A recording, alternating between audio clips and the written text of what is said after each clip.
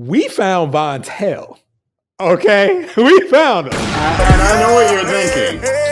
These motherfuckers, they literally said in the episode, we just care about the music. We're not here to dig up people's past and try to figure out, do investigative reporting and see where these people are today. It's none of our business. I'll do you and one of better. Course, Okay? the episode comes out and me and Mel are just talking about like, man, I wonder what happened to that guy, man. Keep in mind, this shit's already done. It's done and it's released. It's done and it's released. And I just came back home one day and I was sitting here on the phone with Moores. I'm like, I'm going to find this nigga. Because I was telling y'all on the episode, I'm one of them ones. If I wanted to find him, I could. And with Moores' help, we teamed up. We were on that internet, on that computer, and we found the man. We were piecing things together. We were, exchanging information and cross-referencing certain things that would allow us to, with 98% assurance, say we have found Vontel. They said, Moores, Mel, you said explicitly you weren't here to find Vontel. We even have the audio. Well, guess what, people? I have it too. I'll play it myself. I ain't scared of you motherfuckers. Play that shit, okay? There you go. I'll bury myself first. Listen to it. We are not in Spotify studios recording a limited series trying to pull a man out of maybe preferred obscurity for our own ego. No, we are not going to dox this man. He's wherever he is, but we're right here in Rap Rankings HQ because this is Rap Rankings, aka Rab. That's what I said. What did Moole say? All I can tell you about Vontel is this. We don't do investigative journalism here, but it is weird that a guy could be missing for 25 years. So I'm personally curious. I just hope he's alive. Let me cook up something good for this show. But I got no answers. So there's nothing in that realm here. Okay, yeah. So that's what you're listening for. It's just going to be a review of the album. Yeah, to help spread the legend. Where he went. If you see him or you hear from him or you happen to know, let us know. Let us know, but make sure you consult with him first, okay? He has consent in this issue. Don't drag him into the spotlight. He could be living a great life outside of this fuck-ass rap game, okay? These things were said. Well, I'll tell you. Well? Okay, I lied. Okay, fuck you. Y'all want to know just as much as we did. Stop. Let's be serious. Come on, look, people. The curiosity got the best of us. And we have to find him, okay? Enough is enough. Right? And this is what makes Moles and Mel the realists in the game. We could have actually done this in advance of the episode. For sure. Yeah. And built the whole episode around this mystery and then decided to reveal the mystery at the end of the episode and do great radio and maybe even get covered in different music, publications and websites for tracking this guy down. This is pure curiosity. This wasn't done. I just couldn't move on to the next thing before we figured this out. This had nothing to do with doing this album because, he said the review was already out at this point. But curiosity got the best of Moles and Mel, and we were on the phone and started to find things out, through first, on Discogs, you have full scans of the booklet. Well, here's the thing. We're going to tell them the step, but don't give them all the sauce. Because here's the thing. Folks, if you're looking at the cover of this episode, what is pictured is a pixelated version of modern day Vontel. We ain't want to expose him all the way, but basically that image is there to say, if you want to go on a quest to find Vontel yourself, if you come across a photo that resembles that pixelated image, that means you found Vontel. Okay. We're going to tell you a little bit about what we found. We're going to tell you the steps. There's Discogs. There's Mel using the dark arts on his websites. And we cross-reference, triangulate family members were involved, phone numbers, email addresses, lots of things happen. Right. Hey, Bookie. Oh, my Bookie, baby, Bookie. Okay. We found your fucking Facebook. We found it, And let me tell you though, Bookie isn't. You're gonna have to do more than that, folks, because Bookie ain't really. He ain't really. That is not the. That's not the strand to follow.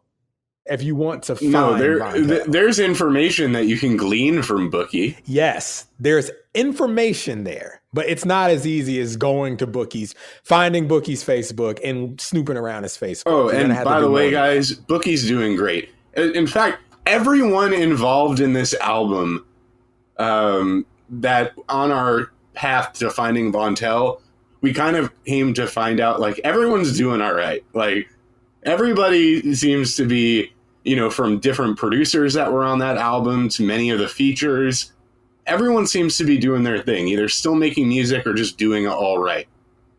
Mm-hmm. Yeah. So there's some good news. There's some good news. But we really, there's a lot of rumor and innuendo out there too, because there's, some threads on message boards, what happened to Vontel? And you'll see people suggest certain things, many things which are unconfirmed. And based on what we discovered, likely wrong. At least their timeline was wrong. Folks, you're going to have to go into YouTube comments. You're going to have to go to random obscure websites and check their comments. You're going to find some information there, but some of it's going to be wrong. Okay. You're going to have to look into aunts, uncles, brothers, grandparents. I will say this. You don't have to do what Mel did and order a background report because I did that. It was like $4. I said, fuck it. Why not? First time ever. Mel is going, really go. Look, it was classic Moles and Mel obsessiveness. That's all. Okay. When we get on attack like this, you gotta drill all the way into the ground. You can't just leave it. Bro, we got off the phone and I told you, if I find anything, I had to hit James Doodoo. I had to sit on the toilet and I took my laptop to the bathroom and kept looking for Vontel because he wasn't going to escape my clutches. Okay. Folks, can I at least, I'll censor it out if not. Censor it out. Censor it. I can at least tell them he's not dead, right? Well, yeah, we can say he's not dead. You don't want to tell them exactly what's going on, though? Well, yeah, we'll get there. Yeah, let's do it. So, we basically got some information that did a lot of the heavy lifting. But the issue with the information is that it could yield a lot of different results. So we had to kind of basically think about, where he could have been in life at the time of the album and how that would track with certain things we were reading. Like, because certain things were impossible for him to have done at certain points in time. Like, he would not have, for instance, like he wouldn't have been like 15 in like 2007 because like he obviously was not 15 in like 98 when the album came out. So, oh man, we went from. We gathered up all this information from different places. Yes. And we thought, at least I did, going to Bookie's Facebook and searching all of his friends, typing in different names and trying to go from there to that page and then search there.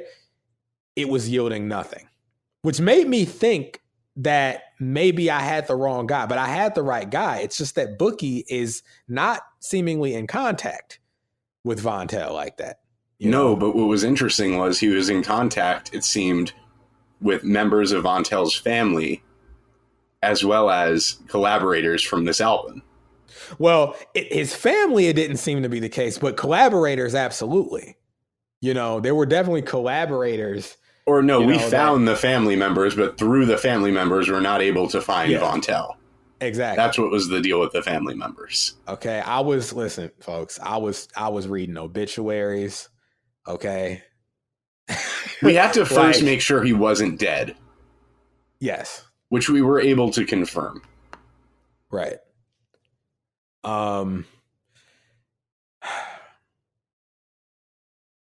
don't want to read them verbatim. Is fucking crazy.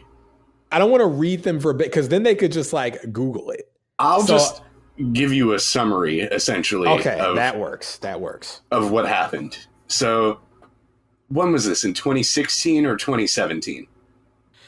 2016, I believe. Okay. In 2016, Vontel was in traffic and he saw a woman at the light in the car next to him. And he flashed his penis at this woman, not realizing her elderly mother was in the passenger seat and her 9-year-old daughter was in the back seat. So this turned into something where they were going to try to charge him as like a, sex offender, like force him to register as a sex offender because the kid was in the car. From what we could gather, he didn't know the kid was in the car. He was trying to just, whip his dick out and show this woman who was driving. And from what we could gather, show this woman what he was working with, but yeah. Well, basically, but that in and of itself is not cool, obviously, but we were able to deduce that this was not him flashing his penis at a 9-year-old, or at least to his knowledge. That's not what he was trying to do. And he seems to have been able to successfully prevent his registry as a sex offender through some sort of legal injunction. Music, we can't determine that. All we can determine is he's probably out of, if he had to do any jail time, he's probably out at this point. And like I said, the other collaborators, like a producer on the album, for instance, we found in YouTube comment, and the producer was saying, Bookie and Little Problems are still killing it and, whatnot. He said something interesting regarding Vontel, right? Mm-hmm. Basically, he hadn't been in contact with him, but something like, I hope he's doing better, or I hope he's doing okay, or something like that. We're not able to determine exactly what's going on with him. At one point, we consider that maybe he suffers from some mental health issues. That's been known to make a lot of men and women slip through cracks for the length of time that, birthed this hip hop mystery. So I thought for sure that's what was going on, but that may not be it. So I will say this. We have found him though. And we are able to confirm he is still alive and, to our knowledge, is out of jail if he was in jail at any point following that incident. I'll say this, and this is specifically for Cam. Cam is like the father.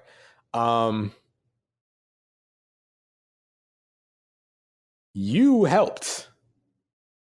I'm trying to be mysterious, so I won't say how exactly, but you actually helped. Yes, he did. He helped. Supplied some information. So think about, I guess, Cam, think about anything that you may have done Vontel related. I would love to see if you guys can crack the case yourselves. We've given you more information than we had. Man, ever since I knew we were going to do this, I really wish I was in a position to offer a prize if they can also find Vontel. In an ideal world, I would have enough money to buy one of these out of print physical copies. I was going to say, album. do we throw in for a physical for someone if they can find him? First person to find him? I wish. They just took a shift away at my job, and it seems like I'm not getting 163.04. Listen, you're just gonna have to find this for the love of the game, folks. Folks. So last night, I knew we were gonna do this. Okay, and I pondered a gift, but I'm not in a position. I so wish that, like, hey, first person to find Vontel, I got you. Like, I don't know. I can hit him with an IOU. Like, hey, first person to find Vontel, I don't know what you'll get, and I can't say I can offer it to you right now, but in the future, I will have something for you if you find Vontel. But I'll put it this way, because I got this drop folder pulled up. This is what happened, okay? In drop form. Vontel saw the girl in traffic, pulled his dingling out, and... Well, he saw the woman in traffic. Right, the woman in traffic. He pulled his dingling out, and she said... What the hey? You better go somewhere and beat your meat. Okay, and then he had to go to court for it, and they told him... You're just a dirty, horny sex man like all the others. Nasty man. You're a nasty bad man. And he told him to get off the registry. I know I'm wrong, but I ain't gonna let these niggas come and treat me like I'm wrong. You know what I'm saying? And that's the story. Look, when he pulled it out... That's the story. When he pulled it out, and she told him, I have my fucking kid with me, you piece of shit. That's when the Coolio drop hit in his head. Oh, for sure. He thought he was just going to be, bumming down the street on hard times, flashing his dick to unsuspecting women. Okay. But she hit him with that. And of course, in his brain, you know what he heard. And, her elderly mother in the passenger seat, she hit him with, he said, bitch, I'm Vontel. She said, the who? Where is it? Where's the who? Where's the who? We need the who. Okay. I ain't talking about them white people neither. Okay. Ain't they from over there? Okay. They're from Whoville. Oh, Whoville. The who? Okay. Folks. Not the best news, but hey, if it makes you guys feel any better, we found him. He's alive. He's not in jail currently, and everyone else on the album is doing great. They're doing all right. They're doing pretty good.